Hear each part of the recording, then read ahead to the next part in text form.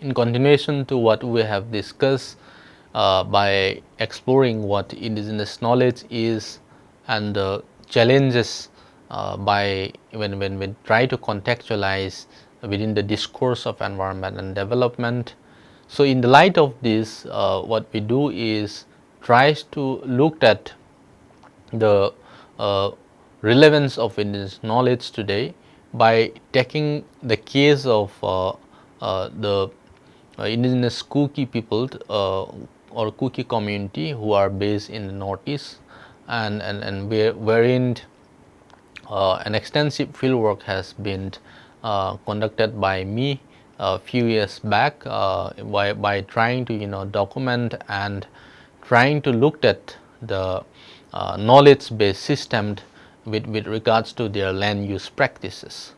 So I'm sure that with this presentations of case study, we could actually learn more and try to see that to what extent we can really revisit the past and tries to see that how many of these tribal communities or indigenous peoples have sustainably managed their resources or thereby questioning that have they really sustainably used their resources, which many developmentalists or the scientists in some sense would disagree to a large extent.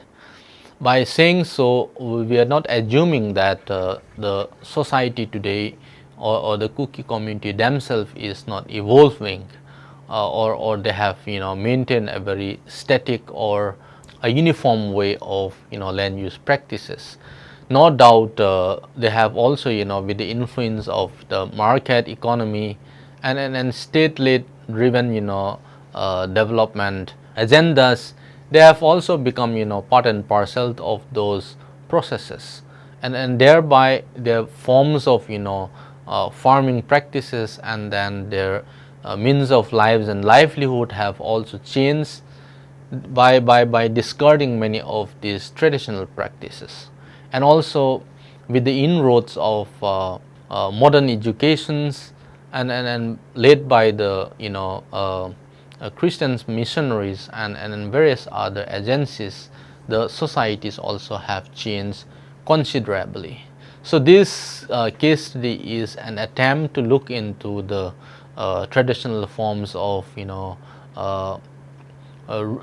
the socio-cultural practices which are interwoven around their natural resource management.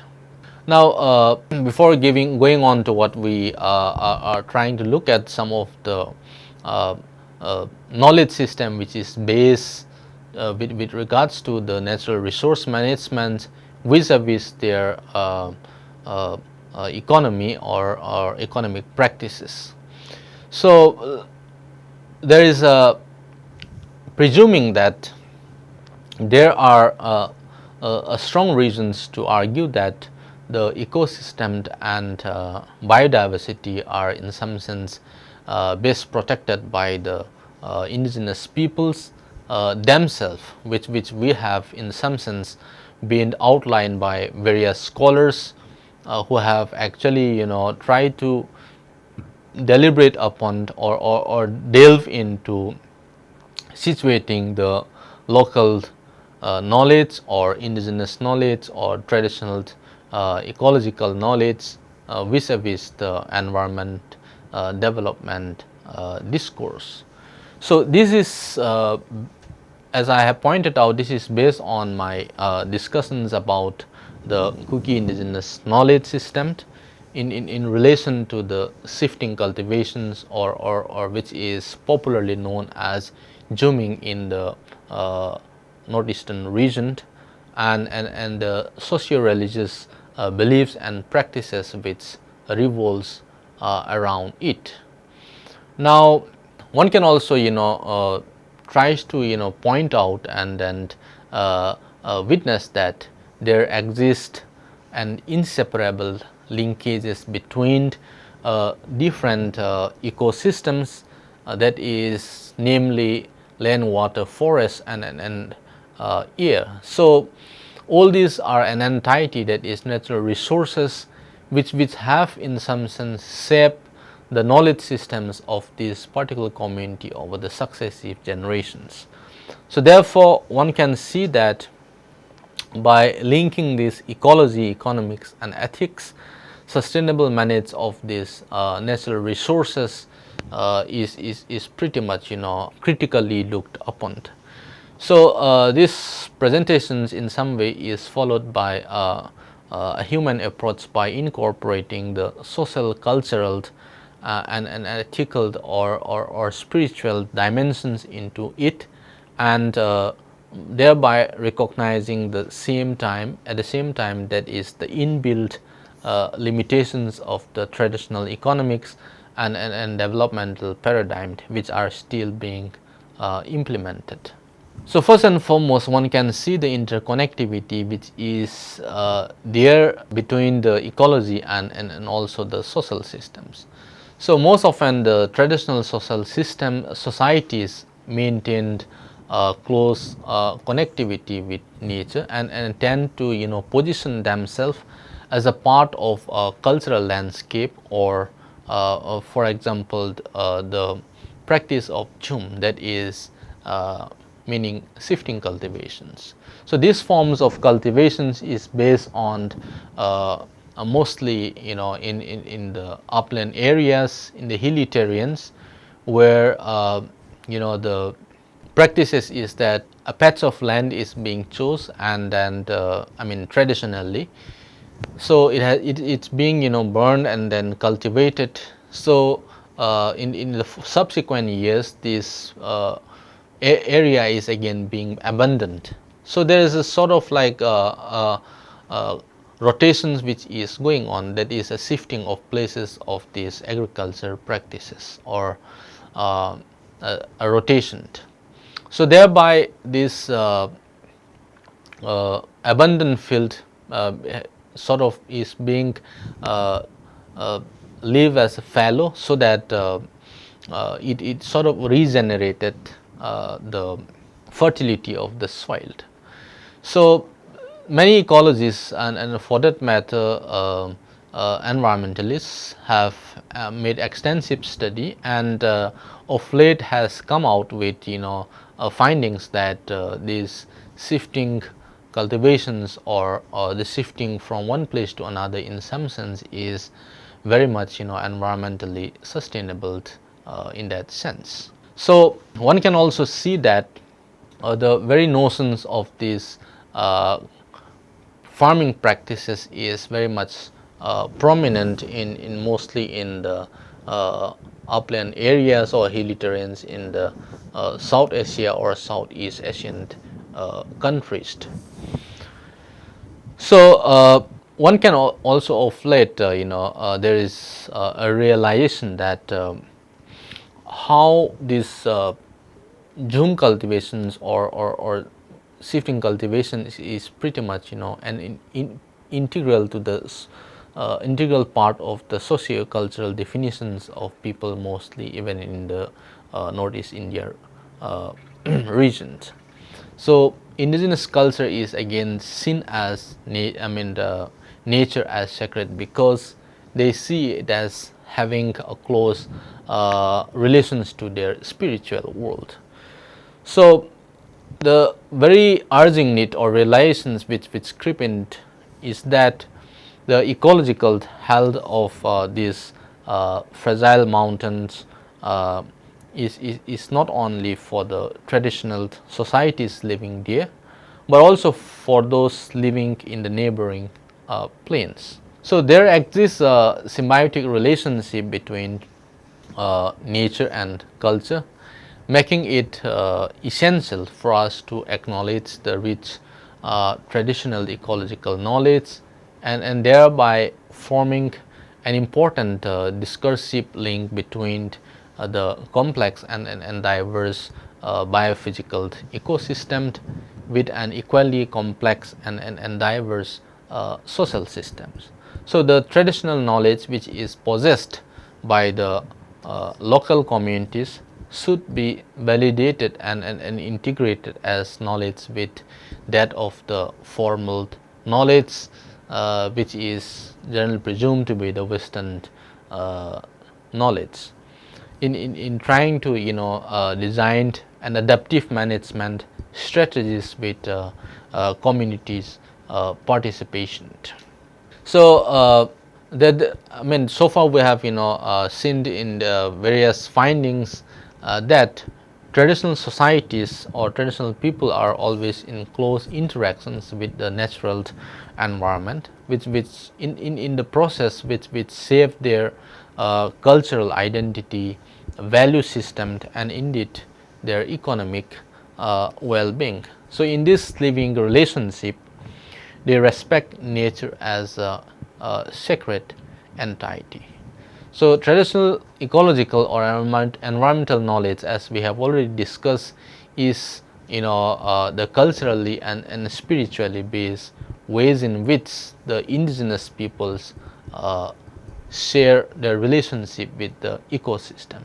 So this knowledge is founded on the spiritual cultural instructions from time immemorial, and on generations of a careful observation within an ecosystem of continuous residence. So for indigenous peoples, as Tim Ingold writes, it is in their relationship with the land, that in their business of dwelling, that their history unfolds. So both the land and living beings who inhabit it are caught up in the same ongoing historical process. So indigenous people have their own effective science and resource use practices. So now let's try to look into how this relationship between land and identity is being established. As we had already discussed how it is important to situate indigenous knowledge with vis-a-vis land and also the culture and identity of the community. So Saltman defines the relationship between land and identity as a dynamic arena within which social realities are acted out in individual cognitions and perceptions.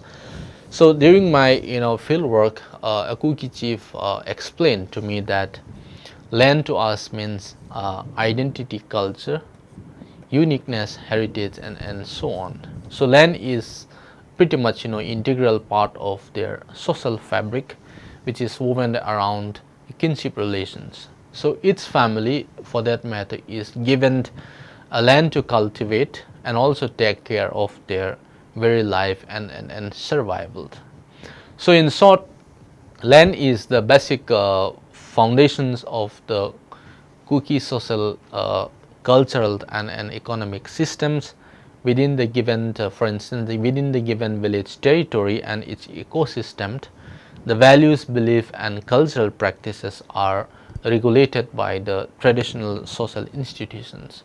So land use among the Kukis is patterned with the kinship relations and structures. So land and forest again provides not only an important element in their livelihood systems, but also acted as a security and also a sense of belongingness, that is the attachment to a particular land. So therefore, Kuki historical root is also strongly linked with the land that they have inhabited for generations. So the Kukis knowledge is inseparable from the land. So land is inextricably linked to the Kukis material and also the spiritual world. So furthermore, Kuki social and cultural systems and identity are closely linked with the land and forest. So the political economy of land holds an essential part of the Kuki existence. So a Kuki elder recounted that land has been considered to be Mother Earth and a guardian to the indigenous Kukis for the past generations. So he further stated that they share a close relationship with Mother Nature, who is their provider. So that sense of cordiality or attachment is being there. So this lands give us everything we need, so it is like a mother to us. So therefore, for the Kuki community, land includes village land, that is the territory, rivers or streams, and forest land. So land is in some way the basic foundations of the Kuki social and cultural and economic system, and every village for that matter has a wealth demarcated by river, stones, and hill ranges. So rivers are also used to define and sustain social boundaries. So Kuki historical root is so strongly linked with the land they inhabit. So if you look at the land use system of the Kukis, the livelihood of the Kukis is mainly based on jooming or shifting cultivations. So the Kukis shares a multiple forms of relationship with land and forest. So land and forest provides not only an important elements in with regards to their livelihood system, but they also form a security and a sense of belongingness, as I already pointed out. So jooming is both an agricultural activity and a means of livelihoods for the Kuki community. So jooming is the very basis of their economic, social, and cultural systems and their identity as a community. So the entire gamut of their socio-cultural life is woven around joom fields, which can be seen as an agricultural activity or rather as a cultural practices or a way of life. So it sort of like represents a multiple meanings and multiple forms.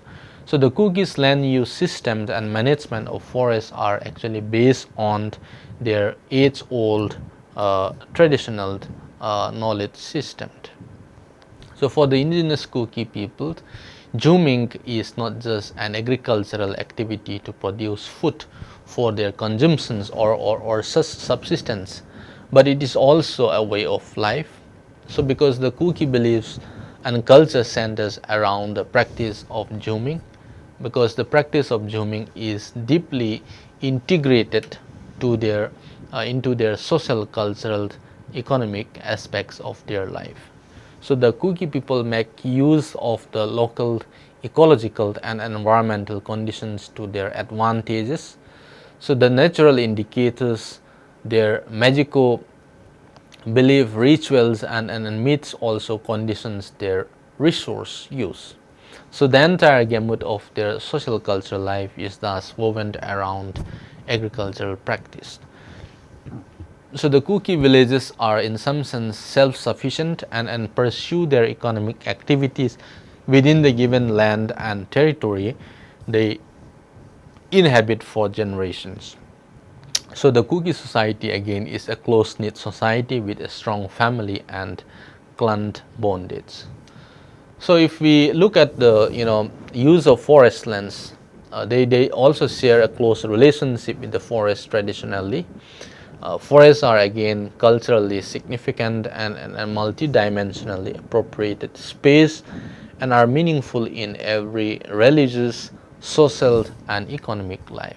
So a wide variety of non-domesticated resources are obtained from the forests, such as the non-timber forest products are utilized by them. So they not only live in areas close to the forest, but also rely extensively upon hunted, collector, or gather food and resources. So at some point of time, they were also pretty much engaged in this. If you go by the evolutionary idea of how societies move on, they were at a certain point of time were a hunting-gathering society. So Kuki folklore is also full of references to the forest. So several sites of forest are and specific rituals are performed under certain trees are frequently alluded in their folklore. So their manifold attachment to the forest has created many myths and legends and ideas and perceptions. So an old mentor during my fieldwork stated that the Kukis share a close relationship with forest, as forest is the storehouse of medicinal plants. So the stem of a certain leaf cures stomach pains, the inner bark of a tree reduces headache and fever within seconds of being applied to one's forehead. So that's the level of, like the knowledge system which they have. So living close to the forest, the Kukis have also a clear understanding of various plants and trees which have been used for medicinal purposes. Their deep rooted knowledge of plants, roots, leaves, and also herbs that are available in the forest are which are used as medicines to cure different diseases. So living in the isolated forest regions for ages, their knowledge on medicine for curing disease and common ailments are very much shaped by the immediate forest ecology. So all these practices might have well begun with a trial and error process, and such knowledge systems are cumulative, representing generations of experience, careful observations, and trial and error experiments. So the forest therefore is a meaningful not just as a concept or as an abstract idea, but as sometimes the particular forest people are surrounded by, and which they appropriate in their everyday life, and which they refer as our forest. So they have a highly sophisticated knowledge of their environment.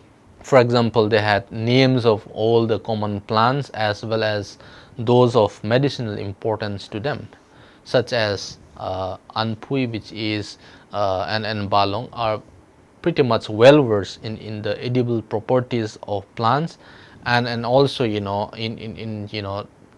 terms of curing certain ailments. So non-timber forest products are collected particularly for consumptions and also for sale in the market. So if you look at the traditional farming system, which is again extensively discussed by noted environmentalist P.S. Ramakrishnan, had shown that the traditional farming systems are different from the modern agriculture, with the kind of crop diversity and the associated biodiversity. So the modern agricultural system is maintained artificially through external inputs, and this eventually degrades the fertility of the soil, whereas the traditional methods use organically managed multi-species cropping, unlike the monocropping in modern agriculture. So the traditional systems are highly variable and designed to fit into a given socio-ecological system. For example, Zoom essentially is an agroforestry practice. So the ecosystem people are an integral part of the natural cultural landscape around them. So I'm not going into the nitty-gritty of the technology which is being involved, which is extensively used by the Kuki community. Rather, my focus is on the social or the rituals associated in and around the zooming practices. So for quite some time there has been the debate on the zooming and conservations. For instance, there are many ecologists and environmentalists who have argued that traditional forests dwellers and shifting cultivators or Jumias are particularly responsible for a large-scale deforestation and also in harming the environment. However, in contrast to this, social anthropologists argued that the ecosystem people have an explicit traditional ecological knowledge or indigenous knowledge, which is an integral part of their cultural landscape. So zooming or shifting cultivations is basically a traditional farming system that involves the rotational cultivations of an area. So the knowledge of burning, for example, or sowing or planting, and also weeding in the zooming is learned by observing one's kins and neighbors, and also through direct experience. So the Kuki traditional or indigenous knowledge is nothing but the way of understanding and perception, that is the world of spirits, man and natural phenomena which are all interrelated and bound to these ideals. So zooming is again, as I have pointed out, an integral part of the socio-culture definitions of many communities in the Northeast region, and particularly the Kuki communities which are based in Manipur extensively, where I conducted my fieldwork. So the Kuki indigenous knowledge lies at the core of their rituals and their understandings of themselves and their environment. So rituals in zooming in some sense allow the local forms of environmental knowledge to be kept alive. So it is such belief and practices that have resulted in sustainable management and conservations of natural resources in the past. So when I talk about the past, I'm talking about the pre-Christian period, because for centuries, almost a century now, that many of these communities have converted to Christianity. So what is the significance of rituals here? In the study made by Roy Rappaport in his essay, Rituals, Regulations of Environmental Relations Among the New Guinea People, have actually argued that ritual actions do not produce a practical result on the external world. That is one of the reasons why we call them as rituals. But to make this statement is not to say that rituals does not have a function at all. Their function is not related to the world external to the society, but to the internal constitutions of the society. So they provide the members of a society a sense of confidence and dispels their anxieties, and also guiding principles or disciplines for the social organizations. So Rappaport further, in his book, made a classic case study of human ecology in a tribal society. In his work, Pigs for Ancestors, Rituals in the Ecology of New Guinea People, he argued that cultures sometimes serve their own components, such as economic or political institutions, at the expense of man and ecosystem. So similar to the case of the New Guinea people, the Kuki community too has depended entirely on sacrificing certain animals like mithun, pigs and foals during different rituals. So some of the rituals in the traditional Kuki life is that in the Kuki understanding of the significance of rituals is that the world of spirits, man and natural phenomena are all interwoven and interrelated and bound to these ideals. So the Kuki indigenous knowledge lies at the core of their rituals and their understanding of themselves and their environments. Rituals have remained an integral part of Kuki Jum cultivations, and these activities are integrated with their belief and socio-cultural life. So zooming forms an integral part of their tribal lifestyle. It is not just a means of livelihood, rather the entire social and socio-cultural and religious activities are interwoven into different stages of the cultivation cycle.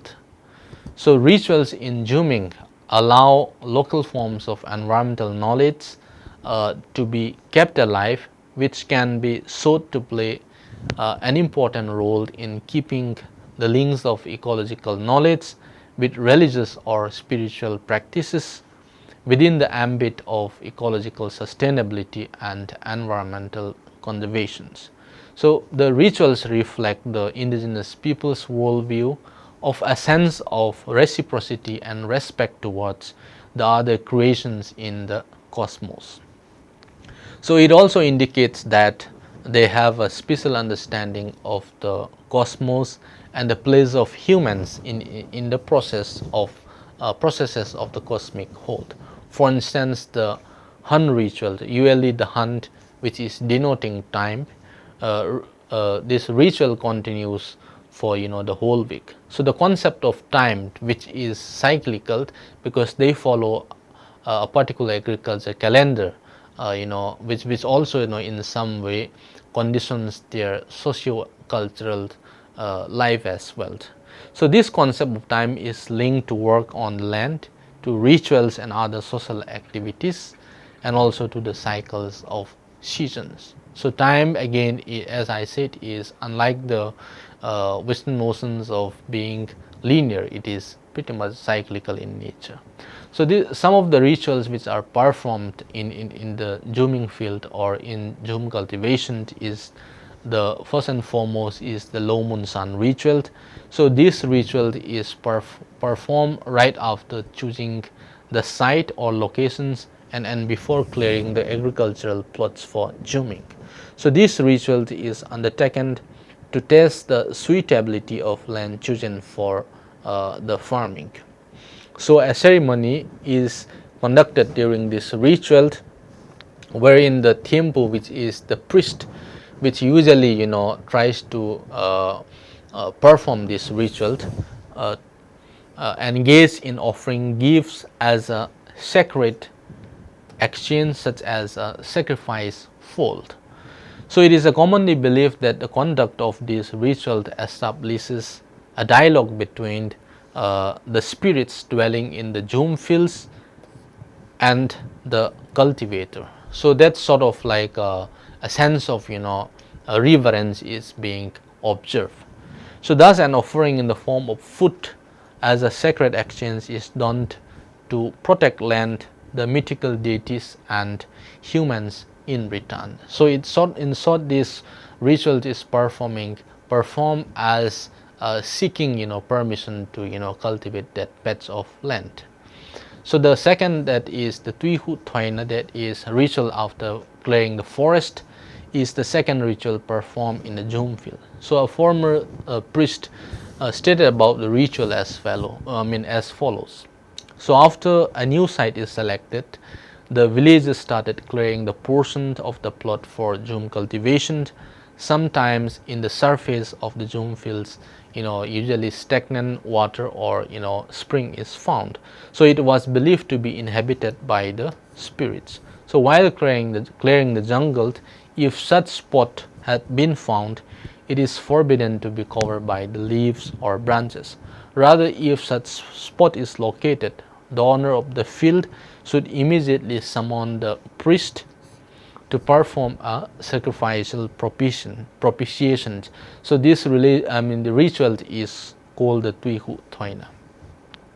So another ritual called Daifu, rituals after clearing the forest, and Daifu is another agricultural ritual performed by every household. So this ritual is carried out for good health and prosperity of the whole village in their zoom cultivation. Soon after the harvesting season is over, each head of the household in the village would go out in the forest, supervised by the chief and the village council in locating the zoom site for the current year. So when the site for these cultivations was selected, all the necessary activities for cultivations are taken up, such as clearing of the jungles, drying of the leaves, and burning of them would eventually continue. So once the clearing and burning of the clear jungle was completed, the rituals of this Daifu was performed. So until and unless Daifu ritual was performed, no work could actually be carried forward. So the Changnunga, that is a paddy deity ritual or appeasing the souls of paddy, because paddy again is very much important in the economic life of the Kuki community. So therefore they go to any extent of appeasing the souls of the paddy. So the Changnunga again is a rare paddy which remains without sprouting flower or bearing a grain all throughout. So it remains green throughout the entire paddy season, even when others are turning yellowish and have ripened. So in the Kuki mythology, this Changnunga has an interesting significance. So they were considered as a harbinger of good fortune and harvest. So when such a rare paddy is found in one's field, it sort of symbolizes the presence of the sacred, and a proper receptions of it will in some sense augment the harvest manifold. So accordingly, the priest or the Thimphu perform a special ritual which is called the Changlako, that is to appease the Changnunga, to bring blessings to the household. So the purpose of the ritual is to invoke blessings as also to foresee the fate of the family in terms of prosperity in a given agricultural year. So the Changlako again is another ceremony in trying to engage in pleasing the souls of the paddy, and which is usually again performed by the Thimphu. So this ceremony was usually held in the month of May, when the sowing of the seeds in the fields was over. So it was usually held in the courtyard of the village chief.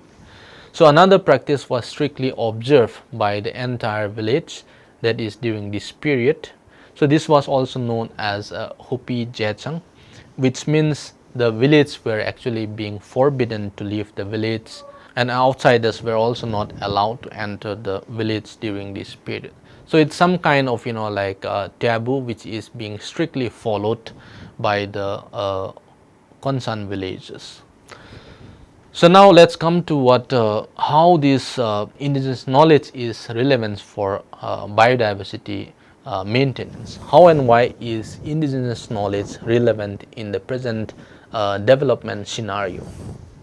So the rituals which we have discussed so far in some sense reflects the indigenous worldviews, that is a sense of reciprocity and respect towards other creations in the cosmos, that is by giving a sense of reverence to all creations. So therefore a symbiotic relationship is being established between human and nature or spirits, which is assumed to be present there. So it sort of indicates that they have, the Kuki communities also have a special understanding of the cosmos and also the place of humans in the processes of this cosmic whole. So the Kukis were by and large biocentric in the past, and much long before this very concept of knowledge and understanding in the scientific and academic realm actually emerged.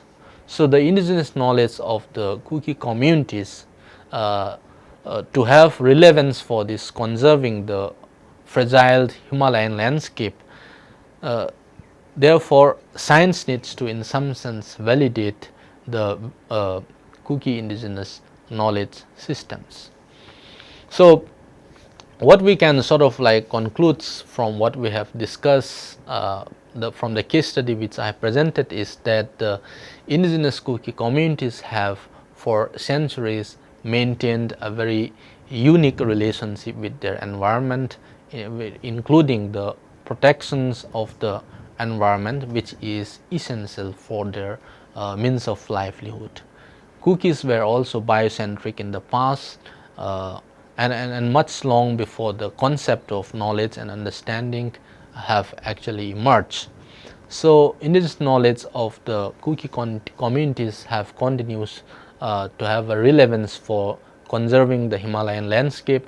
So from the Kukis experience, there are also strong reasons to argue that the ecosystems and biodiversity are best protected by the local people themselves.